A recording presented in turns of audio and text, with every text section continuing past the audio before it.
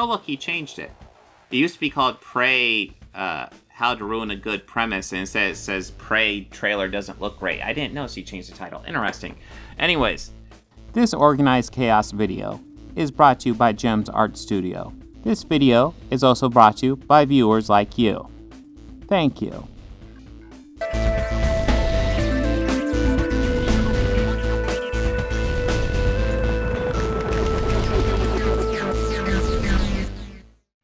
Hello again.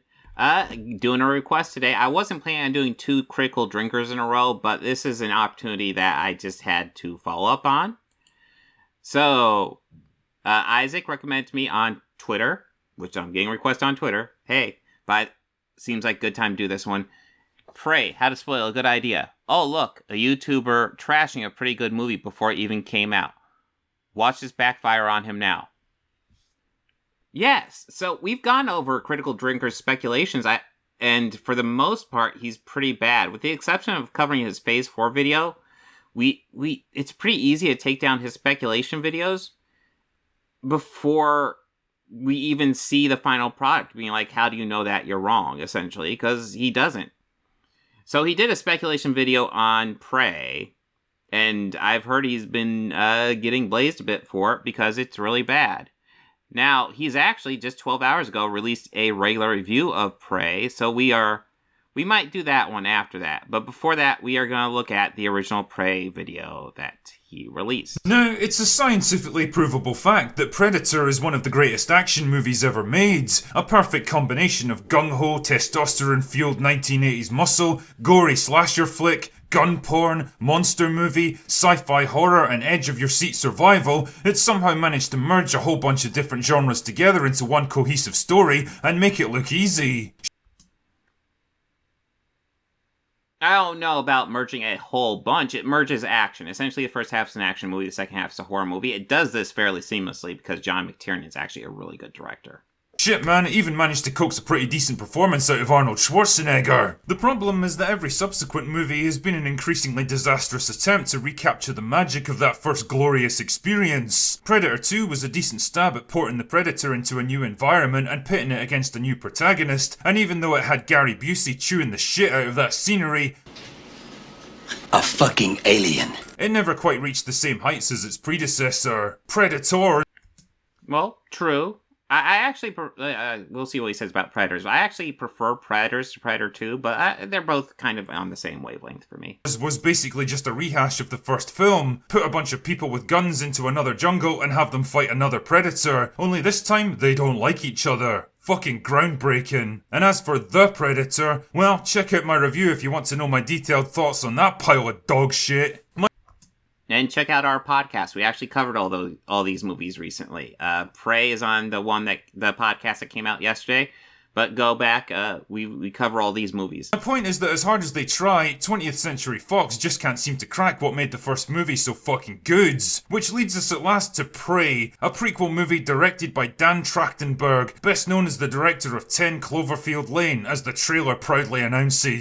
It's also worth noting, 10 Cloverfield Lane is a really good movie. It's been a while since I've seen it, but I remember really liking it. I mean, I guess it kinda has to do that, since it's literally his only other theatrical film credit. Now don't get me wrong, Cloverfield Lane was a decent little claustrophobic thriller about a young woman trapped in a bunker with a big sweaty madman. The problems came in though, when the script made a half-assed attempt to tie it into Cloverfield at the 11th hour. Anyway, Prey is set during the 18th century and focuses on a young Comanche girl who has to protect her tribe against an alien hunter from another worlds. But Drinker, you goddamn sexual tyrannosaurus, I hear you say? If Arnold fucking Schwarzenegger and his pumped up buddies armed with state-of-the-art weaponry got wiped out almost to the last man by just one of these things, then what kind of a chance has a 100-pound girl with a bow and arrow got against it? Well, according to the trailer, nah, it'll be fine. Seriously though, if you're gonna... Okay, interesting take. So your take is, a woman can't take on the Predator, but Arnold can. Arnold shouldn't be able to take on the Predator either. It's all about, outwitting it. That's what these movies are about. You have to outwit the Predator. If it comes down to strength fight, this the Naru in this movie will not defeat the Predator. Neither is Arnold going to beat it either. Arnold's going to get his ass handed to him just as easily. Try something a bit different, then I guess you might as well jump back in time and have a completely different culture go up against the Predator with completely different tactics. Dutch and his mates from the first film were soldiers first and foremost, and so naturally they tried to combat the Predator by fighting a war against it. And it wasn't until Dutch himself started thinking more fighting a war against it. I mean, they start freaking out and shooting bullets aimlessly into the forest. It's not like strategically a war. It's just they're freaking out. As a hunter than a warrior that he was finally able to turn the tables. So, okay, fine, let's take a tribe of people who specialise in hunting and survival and see what they can do. It feels like one of those weird little hypothetical matchups that you end up debating for hours as kids. Who would win in a fight between a Predator and a Terminator, or Robocop, or John Rambo? Personally, I mean, technically, yes. I mean, that's the point. You take people... Well, that's also part of the point of the Predator movies. It's looking for an interesting hunt. And back in the time where Prey takes place, which I want to say is 1719, it's looking for the interesting hunt here. I always wanted to see a Predator take on the Colonial Marines from Aliens, but that's just me. Let's rock! Anyway, the point I'm making here is that there's definitely potential for this kind of concept, provided it's handled with a bit of intelligence, a somewhat realistic portrayal of the main character, and that it avoids falling into the trap of using its culturally sensitive backdrop to push the message. I get so annoyed with the message. What is the message? That women and men are equal for the most part? Is that your message? That everybody is equal? Like, what's wrong with this? What is wrong with equality? Why do you have an issue with equality? Why are you fighting against equality? Now, if you want to argue sometimes they shoehorn it in when it's unnecessary, okay, cool. Give me some examples. I'm certain they exist. I'm not saying they don't exist. I'm saying give me examples. Because, in general, no. Most of the stuff you identify as the message is just movies. Just movies doing movie telling. And we'll see where he gets to. So let's see what the trailer has to say for itself. Why do you want to hunt? Because you all think that I can't. You said... Yeah, so I sometimes cringe when I hear lines like this in trailers, because it's like, I actually think it works in the movie just fine. But I know people like Critical Drinker and Nerdrotic will hear lines like that and freak out. Oh my god, women having equal power? My god, the travesty. But I almost feel like the studios are trolling them at this point with stuff like this. Because they know these guys are going to freak out over this dumb shit. Yes. In the past, and even now, women are not expected to do some roles. So when they do the roles like this that they're not expected to do, it's treated as unusual. Or maybe even they're treated a bit like outcast for wanting to do them. This is just a historical thing that has happened. And just because you don't like being reminded of it doesn't mean it's not true. It also doesn't mean it can't be involved with a good story. It's all bullshit. All of it. Yeah, lines like this were almost certainly going to invite mockery and hostility from a fan base that just wanted a decent Predator movie instead of a fucking... Yeah, it didn't incite mockery from the Predator fans. It incited mockery from people like you. It's meant to troll people like you, I feel, at this point. I think that's why they put stuff like this in trailers. Because they want to troll people like Critical Drinker, who then made a video going off about it. This line was meant for people like you to go off on and get some clicks for them because you're talking about it now. Intersectional feminist struggle session, but hey, I guess it was totally worth it to send a message. So of course our protagonist turns out to be a strong female character who just wants to become a hunter against the wishes and traditions of her tribe. Why? So the rest of the plot can happen. Also, I'd like to... Yeah, well, you know what? A woman being the final girl is very standard in horror movies. In fact, the Predator movies are different, where the almost always the final girl in Predator movies turn out being men. Yes, but there's a reason why it's called the final girl, because it's a trope where it's typically a woman. Usually a woman has to go up against these evils that are way more powerful than she is. Or if it ends up being a man, then he is. And the point is they have to outwit them lots of times. Like, look at Nightmare on Elm Street, the first one. Nancy outwits Freddy in that one. She thinks of a way to trap Freddy and get him. That's the role of the final girl, typically. It's a huge part of horror franchises. It's a huge part of horror history.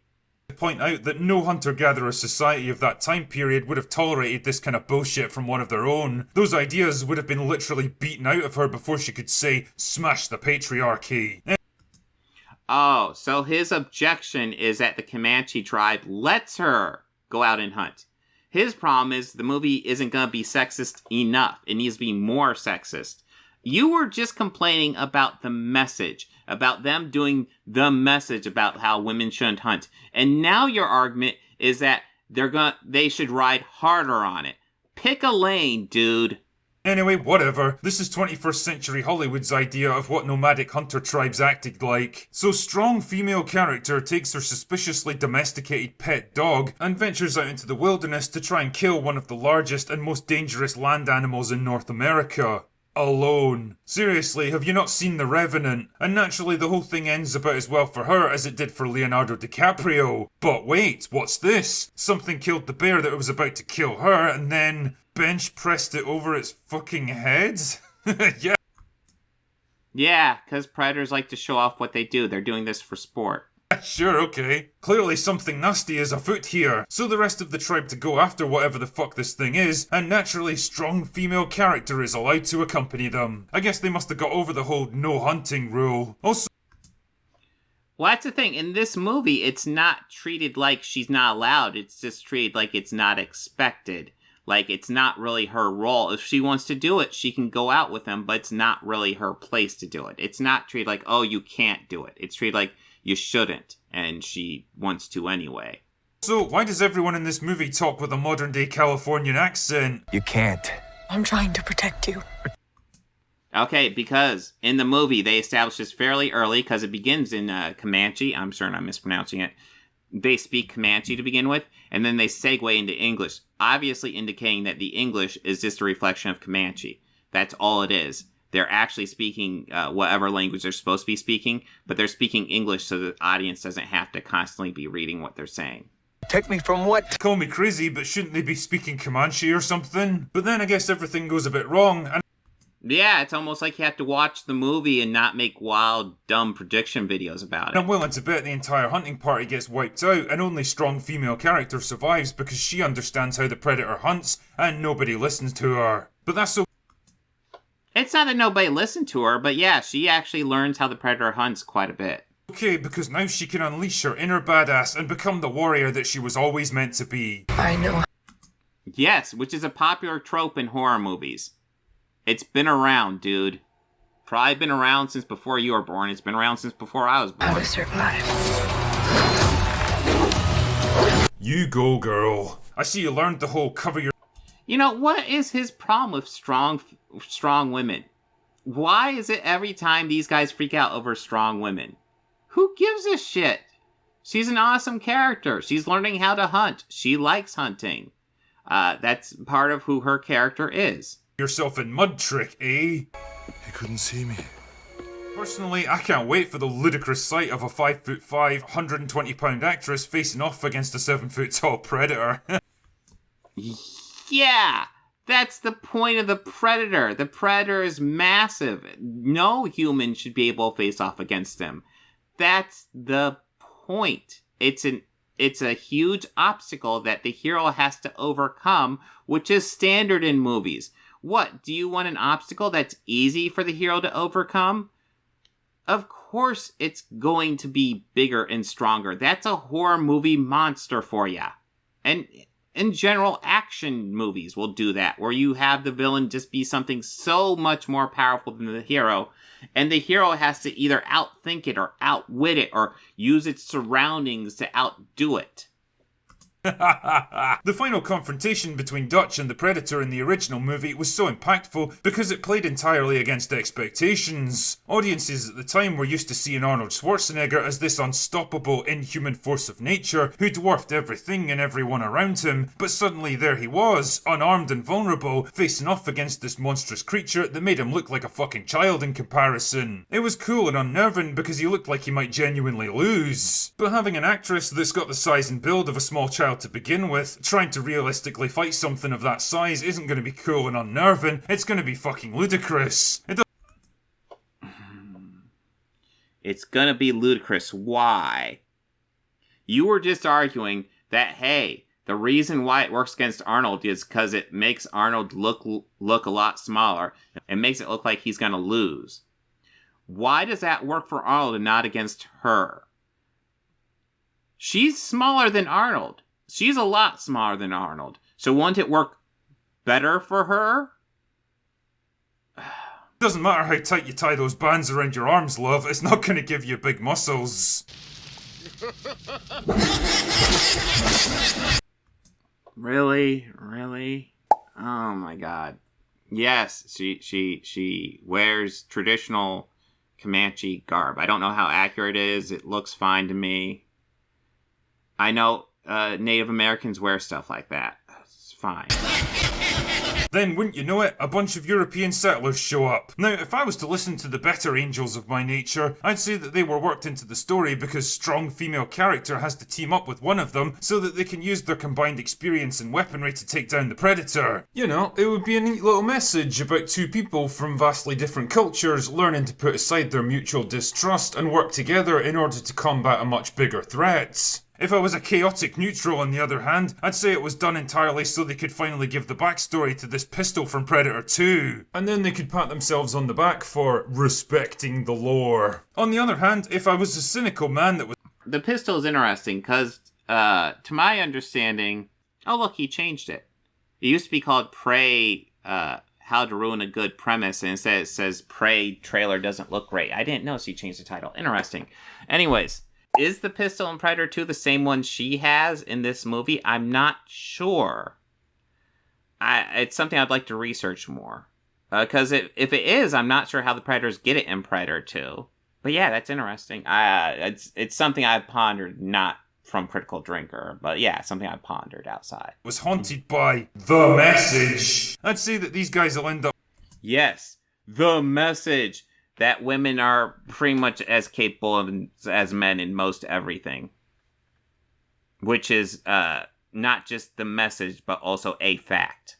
Portrayed as the real villains of the movie, and strong female character will decide to team up with the Predator to fight them off and protect her people.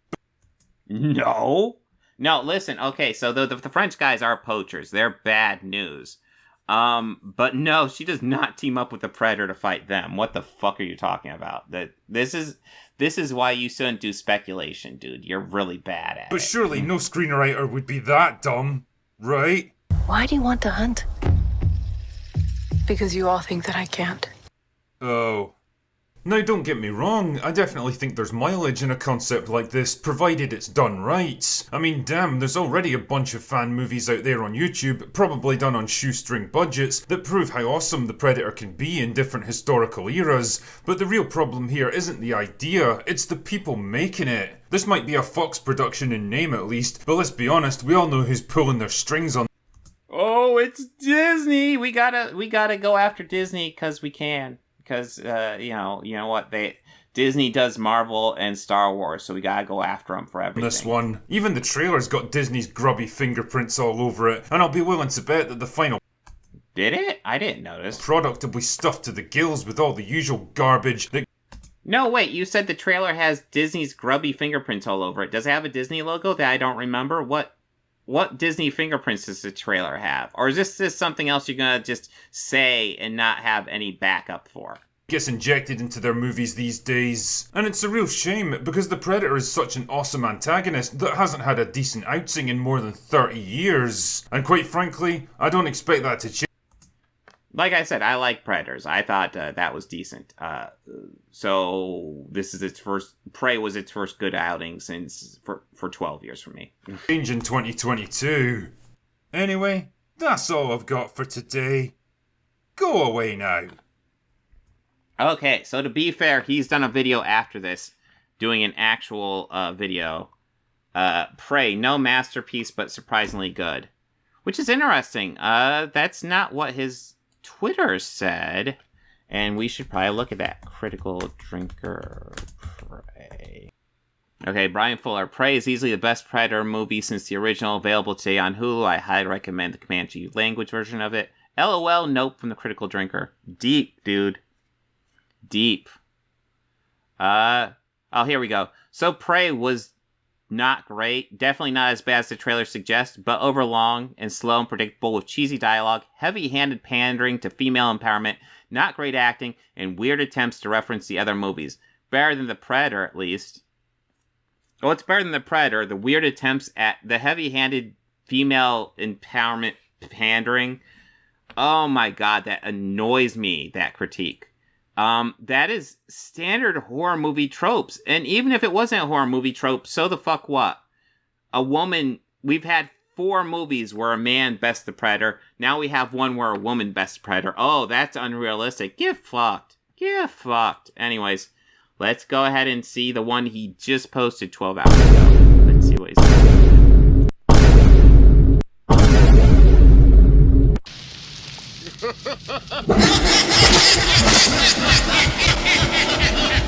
Truly, in the land of the blind, the one-eyed man is king, and in this case, the one-eyed man happens to be Prey, yet another entry in the long, tragic decline of a once awesome franchise. But the difference here is that Prey is a prequel, you see, a prequel about a young Native American girl who has to defy her tribal traditions in order to take on a nearly invincible hunter from another worlds. Because, you know, if elite special forces operatives, hard-boiled detectives, and entire squads of specially trained government agents can't stop these things, then a 100-pound teenage girl is definitely going to make the difference. Oh my god, he still has to go back to this well. Jesus Christ. Dude, have you not seen... You've seen horror movies before, right? Bad idea. Anyway, for some reason, people are going absolutely nuts over this movie, hailing it as the greatest entry in the franchise since the 1987 original, which is just... Which it probably is. It's one that, the more I sit with it, the more I like it. It's a really good movie. So cute. Joking aside... Okay, so this video is called No Masterpiece, but surprisingly good. And in the last video, you said there hasn't been a good Predator movie for 30 years, which would put it back to the original. But now you're saying it's not the best sequel? Make up your mind. Are you just gonna play both sides of the fence? Because that's always fun, I guess. Prey is definitely not a bad movie. In fact, I'm pleased to say it's way better than I predicted after watching the trailer, so colour me wrong on that one, I guess. It's got some good ideas, a refreshingly stripped down and streamlined plot, an interesting new setting, and some fantastically gory action scenes, but it's also hamstrung by poor characterization, weak as fuck dialogue, and a main character that doesn't quite manage to break away from the tropes of modern writing. Anyway, the film stars Amber Midthunder as, a female character, I guess. For the life of me, I can't remember what her name is because it's almost never spoken in the film, and she's got so little in the way of personality that I genuinely struggle to tell you anything about her. The best I can say is that she wants to be a hunter. Lots of people in her village don't expect her to be a hunter because she's not, she's a woman. That's not really a woman's role, but she likes being a hunter. I feel like that's fairly well established. She has a passion for hunting. that she's a young Comanche girl living a simple tribal life in early 18th century America. She wants to become a hunter and she practices every day, much to the disapproval of her family and friends. I mean, as far as I can tell, there doesn't seem to be any specific rule against women hunting. It's just not really the done thing, I guess. Yes, that is exactly what it is. It's not the done thing. They're not against a woman hunter, but, they're not expecting it. They don't think she should be hunting.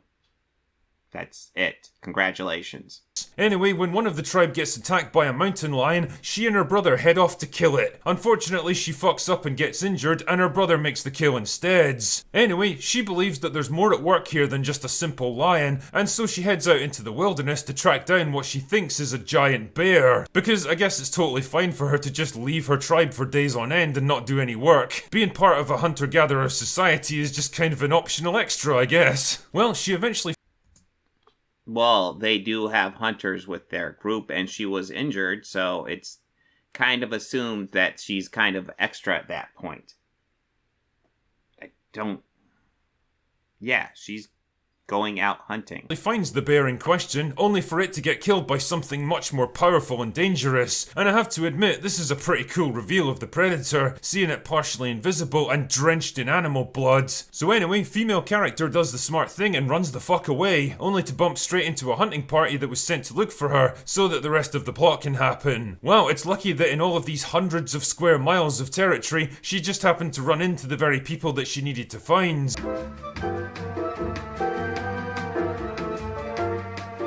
Only to bump straight into a hunting party that was sent to look for her.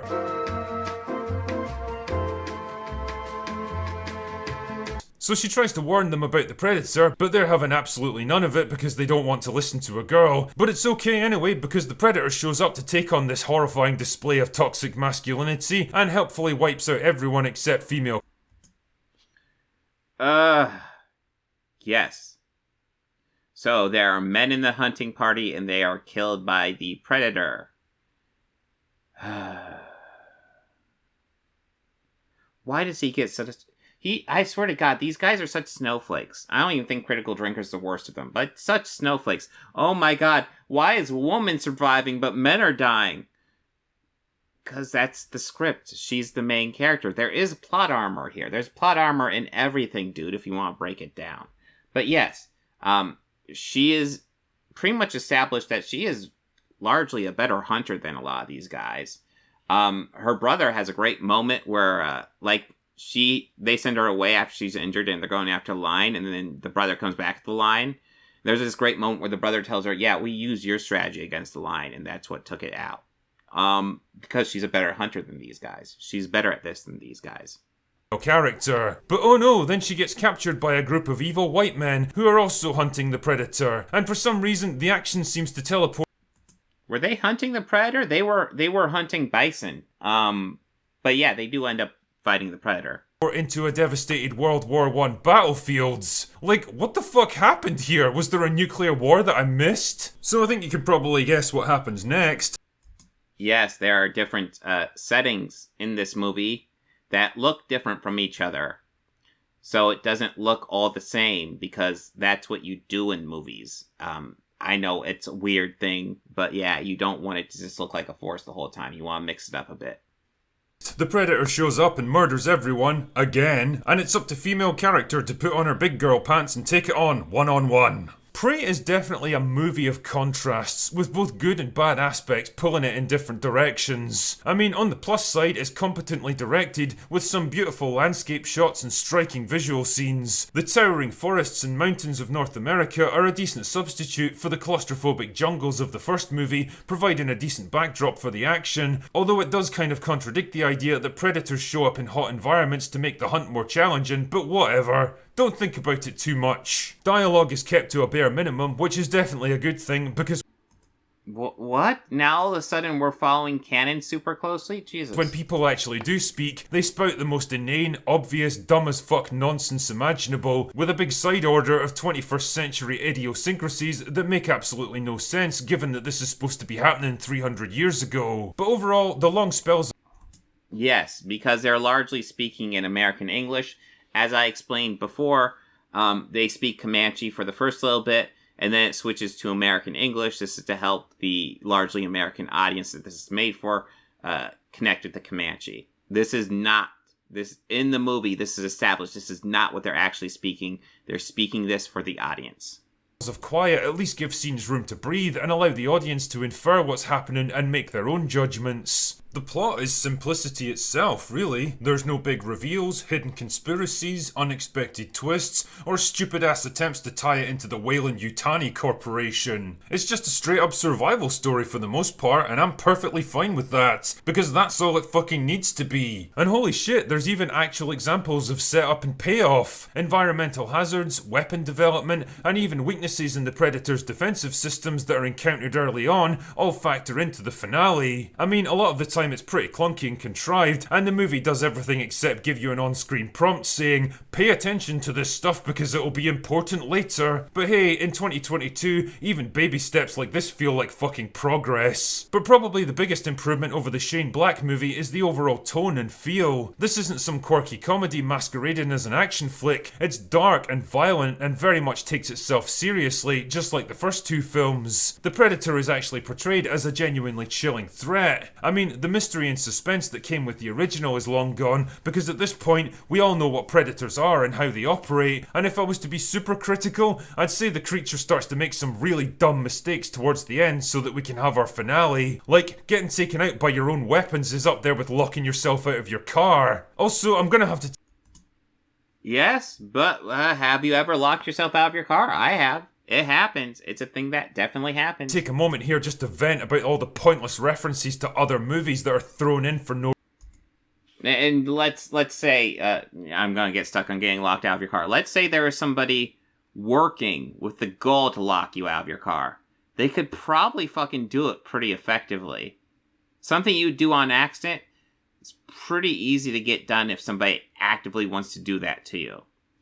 No reason. When I first heard that this film was set in the 1700s, I actually predicted they'd make a reference to the pistol from Predator 2. If I was a chaotic neutral, on the other hand, I'd say it was done entirely so they could finally give the backstory to this pistol from Predator 2. And then they could pat themselves on the back for respecting the lore. And sure enough, there it fucking is, inherited by the main character near the climax of the film. Wow, how clever. Except this pistol actually ends up in the hands of the Predators again next time we see it, which kind of implies that once the credits are over, the Predators roll into the village, kill everyone, and take the pistol with them as a trophy. I'm not sure that's the angle you were going for there. And then I don't think that's the angle they are going for. I'm not sure how the pistol ends up with the Predator later. Is it actually supposed to be the same, or is it a similar engraving? I don't know. But yeah, it is kind of interesting. I don't know what their plan is with that. And there's this line that comes out of absolutely nowhere. If it bleeds, we can kill it. Honestly, it's really fucking depressing how many people applauded like mindless seals simply because the guy said the thing. Like, that line actually made sense in the original movie because it followed directly on from the realization that they had in fact succeeded in injuring the seemingly... It makes sense in this movie as well. It actually bleeds quite a bit in this movie, so... Yeah, that line makes sense, because she's saying we can't kill it, and he's saying if it bleeds, we can kill it. Invincible Predator. When the big man was killed, you must have wanted it. Its blood was on the leaves. They'd made it bleed, and so if it bleeds, then logically it must be killable. If it bleeds, we can kill it. But here it's just dropped in for no reason other than because it's an iconic line that everyone remembers, and it just... Well, it's obviously dropped in because it's an iconic line. But it also works in this movie as well. This feels cheap and manipulative. If they could have found a reason to have someone shout, "Get to the chopper," then they absolutely would. But where the script starts to... Okay, now I kind of want that line. No. But why? Come undone for me is in the characterization, in that, well, there really isn't any. There's only a small handful of characters in the whole movie, and they're so lacking in... Well, true. It's mainly her, and you get a bit of her brother, and I like them both. Yeah, they're both hunters. I like them. In personality and depth that all I can really do is identify them by their most basic traits. The cocky hothead who doesn't want women getting ideas above their station. The capable, level-headed mentor who gives his life to save the main character. The girl who wants to become a hunter and eventually does. The original Predator had an awesome cast of larger-than-life personalities, and watching them spark off each other, banter, argue, and react in different ways to their situation was one of the things that made the film so compelling. Yes, but it's almost like this is a different movie. Hell, The Predator in 2018 had a whole bunch of unique and interesting characters. That might even be my favorite cast of characters in these movies.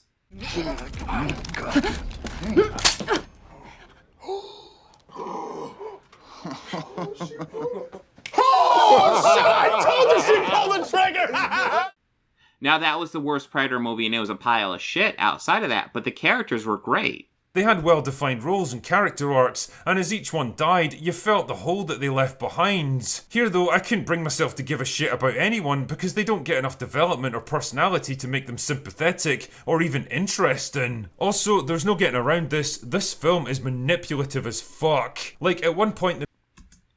I love it when they argue that the movies are manipulative. You know, that's the point of movies. They want to manipulate your emotions to get you invested. That's their fucking goal. The main character encounters a group of French trappers that are also hunting the predator, and I swear this movie plays every dirty trick in the book to make you hate them. Compared to the Comanche warriors who wear pristine clothes and look like Calvin Klein models, the Frenchmen are portrayed as filthy, disgusting, disease-ridden hobos that grunt, shuffle and cackle like retarded cavemen. Well, it's also worth noting these are not the best of the French. These are French poachers. They killed a whole bunch of bison here, and now they're going up against a predator. These are not the best of the best. These people are assholes. Their campsite looks like a post-apocalyptic wasteland. They're depicted as cruel, sadistic and malicious, and you're all but encouraged to take... Yeah, they're fucking poachers. What, do you want to take the poacher side? Are you upset because they're portraying poachers as bad guys? Jesus. Pleasure in seeing them get brutally eviscerated. It's basically the inverse of all those old westerns from the 1950s that depicted Native Americans as bloodthirsty savages that needed to be brought to heel. It's the same ridiculous, stereotypical oversimplification of historical reality, but adapted for modern sensibilities. Speaking So you're just upset that the white characters are assholes. Cool, man. At least you're wearing it on your sleeve. Modern sensibilities, the main character is kind of a frustrating one for me because I can see how they've worked to get her moving in the right direction, but I can also feel the constraints of modern storytelling pulling her back, preventing her from breaking out to become a properly fleshed out human character. I mean, don't get me wrong, she's nowhere near as obnoxious and unlikable as so many other characters we've had to endure in recent years, and the movie at least takes the time to show her training and practicing to explain the skills she has, instead of just pretending that she was awesome from birth. She's definitely not a mere... Okay, I get a little bit annoyed because they're like, they have to show them training. Why? There are certain characters that you can just say they have these skills, and that's fine. Because they always tell this complaint towards female characters, but never at male characters, and that's the issue. Yeah, we show her training. Cool. Yeah, I do think it's annoying, because I guess Ray would be the most common one. They always complain, oh, how does Ray know about engineering? Because she worked at a junkyard. I mean, what else do you need? How is she so good at the Force? Well, she's not particularly good at it. She's fighting against somebody who's super injured. A lot of the complaints that could get thrown at Ray could get thrown at Luke pretty equally, but people just ignore it, and it's like, you need to establish this, this, and this. Now, to this movie's credit, it does actually establish that stuff fairly well, but you don't actually need to. You just need to believe that a person is capable of learning things before the movie starts.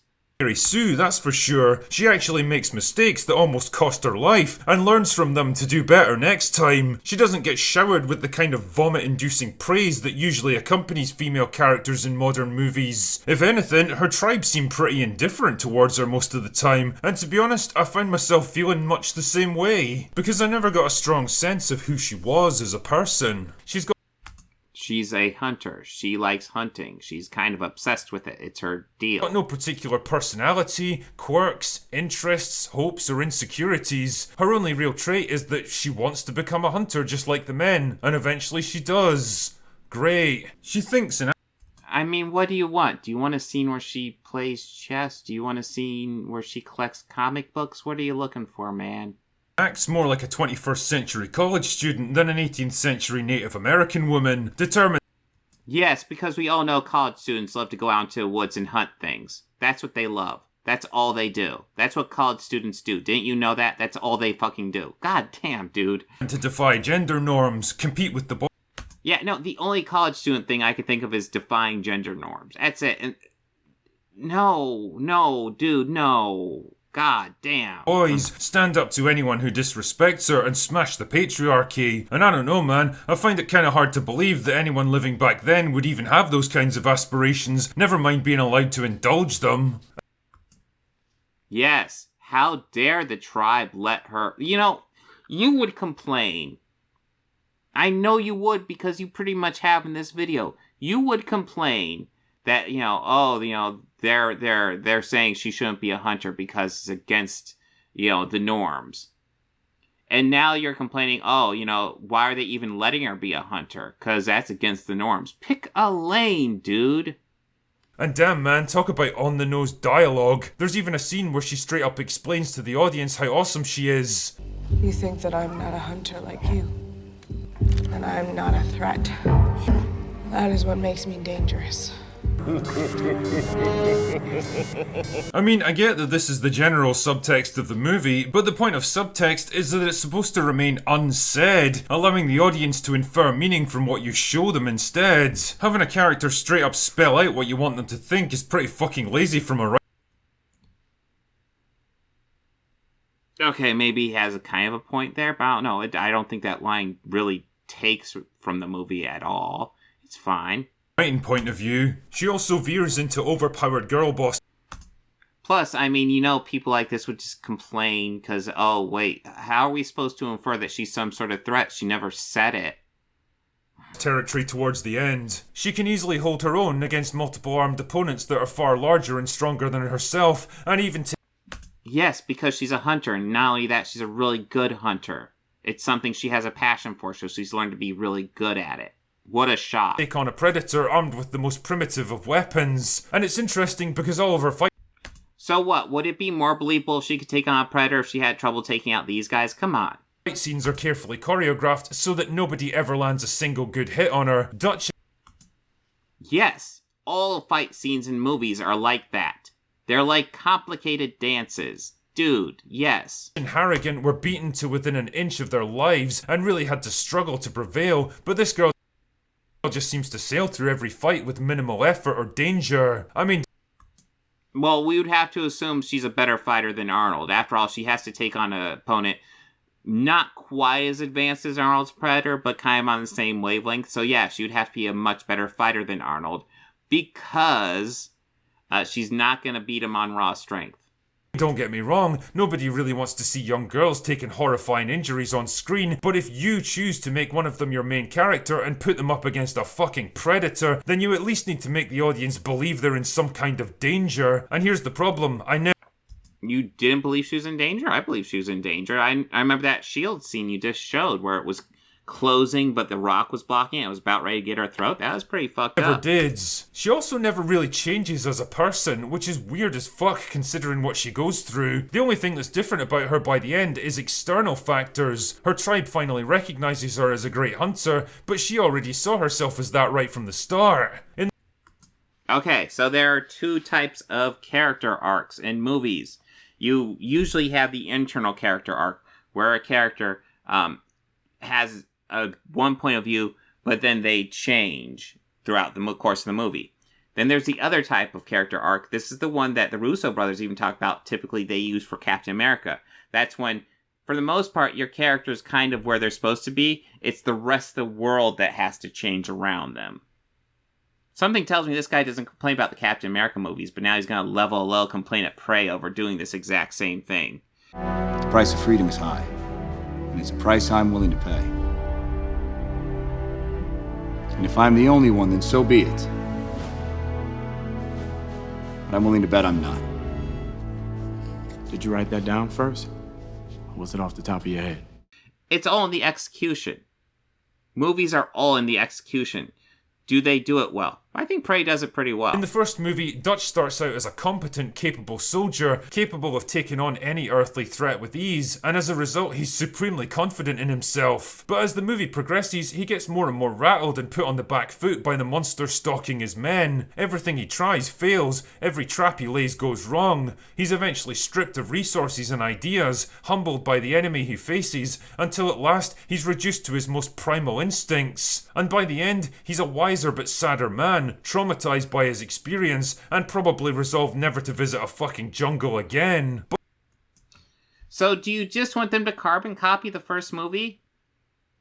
They're different movies, dude. You understand that, right? They're different movies and different characters, so different things for them to go through. But in Prey, our female character stays basically the same throughout the whole film. She's always stoic, reserved, determined, and resilient. She returns to her village.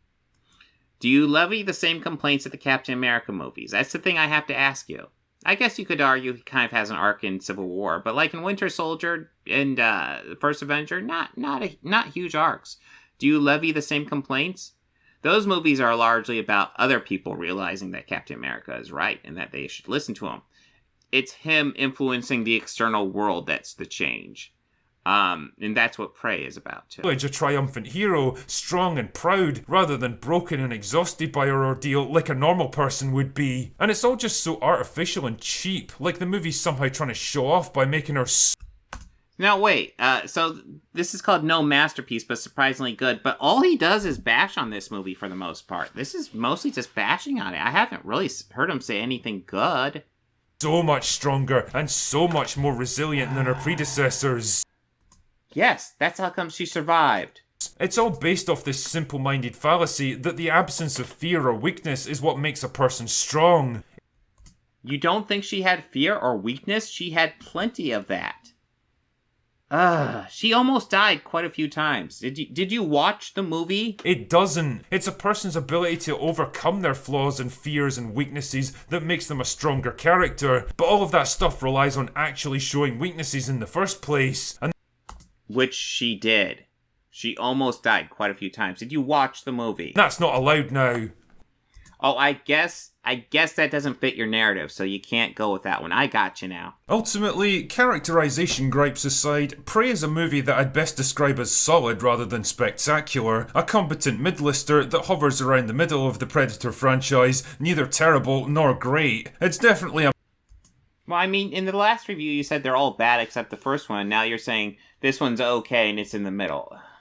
Oh my God. A massive step up from the kind of garbage we normally get these days, and it has moments of real inspiration when it almost breaks through to become something special, but pretending it's on par with the original is nothing but wishful thinking. But hey, it could have been worse. I mean, I don't think it's as good as the original, but it's really good. I don't know if it's on par, but it's good. It's good. I'd say it's the second best A one. lot worse. And if recommendations mean anything to you at all, then well, I'd say it's probably worth a couple of hours of your time, provided you go in with the correct expectations. Anyway, that's all I've got for today. Go away now. That's a positive review? I guess that's as positive as you can get for a female-led review. Jesus Christ, man. Let me complain about women being in a movie while I give it a positive review? What the hell? Yeah, that was mostly griping about shit, I swear. How dare the white men be bad? That was so cringe.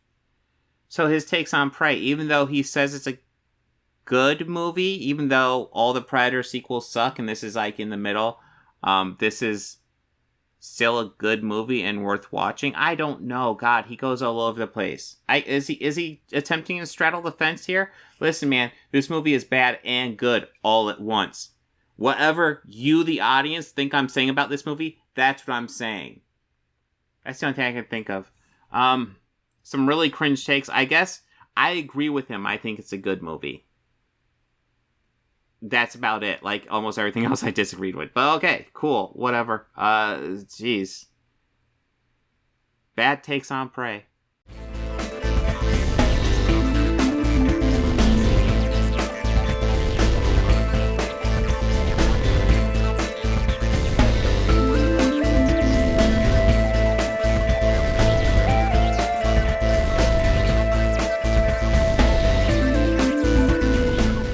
They think order and chaos are somehow opposites and try to control what won't be. I used to fuck guys like you in prison.